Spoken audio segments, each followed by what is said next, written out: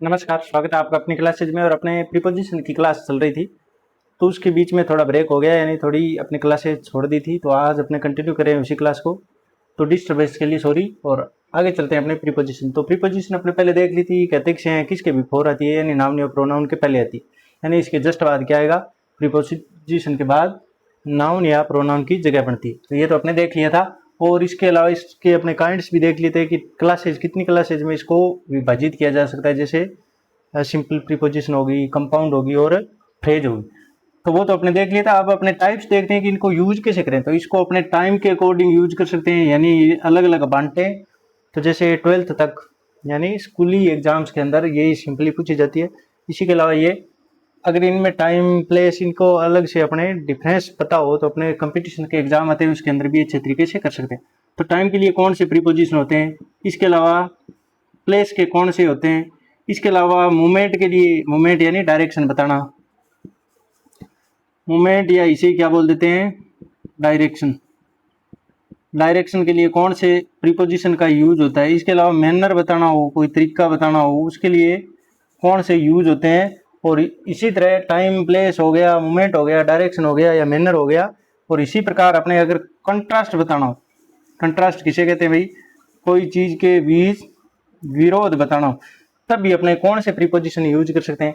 इसके अलावा जैसे एजेंसी हो, यानी कोई इंस्ट्रूमेंटल बताना हो कि कोई काम किसके द्वारा किया गया, तो ये बताने के लिए भी अपने को प्रीपोजिशन अलग तरह के चाहिए। तो वो प्रीपोजिशन भी अपने इनके अंदर देखेंगे कि कौन कौन से प्रीपोजिशन कब यूज कर सकते हैं। अगर टाइम आ गया तो कौन से प्रीपोजिशन, और एक ही प्रीपोजिशन अलग अलग जगह पर यूज किया जा सकता है। यानी जैसे टाइम के अंदर जो प्रीपोजिशन यूज हो रहा है वही अपने प्लेस के साथ भी यूज कर सकते हैं। कोई मूवमेंट या मैनर, कंट्रास्ट या एजेंसी बताने के लिए भी अपने करते हैं। इसी प्रकार पोजीशन बताने के लिए, यानी पोजीशन माने अधिकार बताने के लिए भी अपने प्रीपोजिशन, कंसेशन बताने के लिए भी अपने प्रीपोजिशंस का यूज करते हैं। तो वो अपने आगे देखते जाएंगे।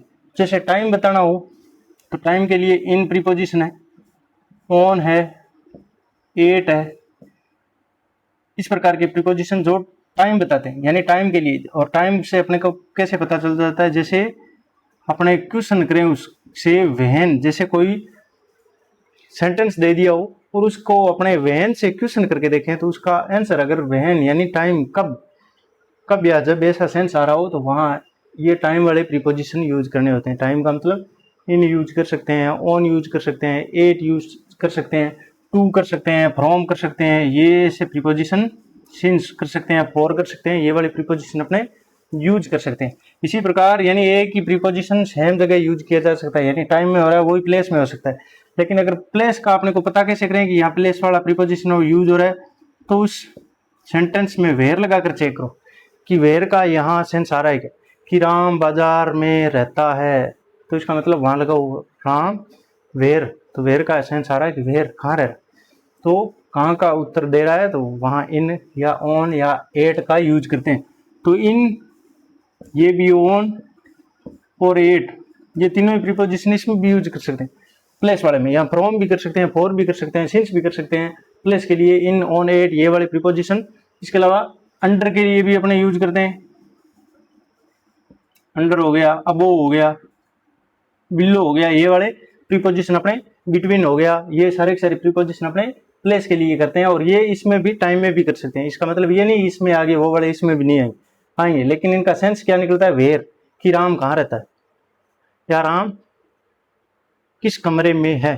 तो अपने कहाँ या किसका सेंस आ रहा है तो उसका अपने प्लेस के अकॉर्डिंग उसमें इन, ऑन, एट, अंडर, अबोव का यूज करते हैं। और आगे एग्जांपल्स के द्वारा अच्छे तरीके से अपने समझेंगे, लेकिन ये सिर्फ अपने इनका अलग अलग डिवाइडेशन करें कि प्लेस के अंदर हो तो क्या आता है और टाइम के अंदर हो तो क्या इनका यूज कर सकते हैं या ऑन का यूज हाँ कर सकते हैं।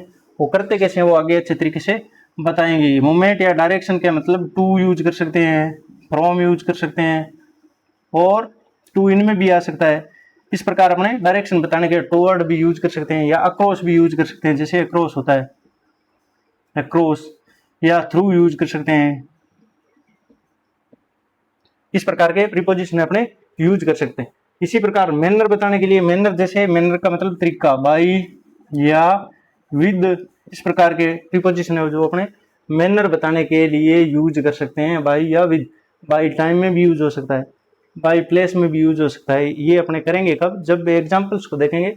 आज सिर्फ और सिर्फ पिछली क्लासेज थी वो उनके बीच में ब्रेक ज़्यादा हो गया, तो उससे जुड़ने के लिए ये क्लास लेकर आए। तो इसमें अपने देखते हैं, और कंट्रास्ट बताने के लिए सिंस या फॉर का भी यूज कर सकते हैं। इसके अलावा आपने जैसे in spite of, in spite of या नोट विद स्टैंडिंग, इस प्रकार के प्रीपोजिशन होते हैं जो कंट्रास्ट को बताते हैं, यानी विरोध बताते हैं, एक दूसरे के विपरीत अर्थ बताते हैं।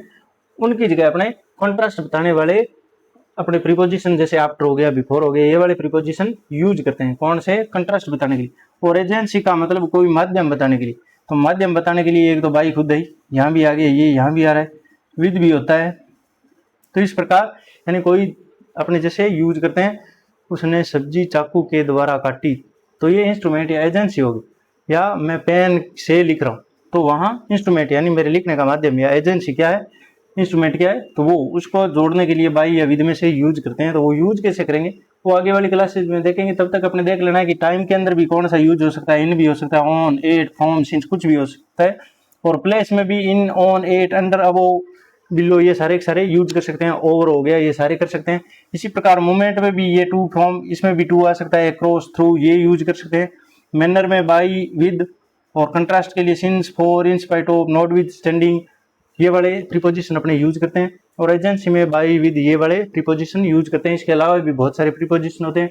ये वाले प्रीपोजिशन होते हैं जो यहाँ तक, ये तो 11th तक देर के होते हैं, स्पष्ट रूप से लिखे हुए कि टाइम, प्लेस, मोमेंट और डायरेक्शन एंड बैनर वाले प्रीपोजिशन को आपको पढ़ना, तो ये दिए होते हैं। इसके अलावा भी बहुत सारे प्रीपोजिशन होते हैं, वो अपने अच्छे तरीके से, मेनली यही प्रीपोजिशन होते हैं।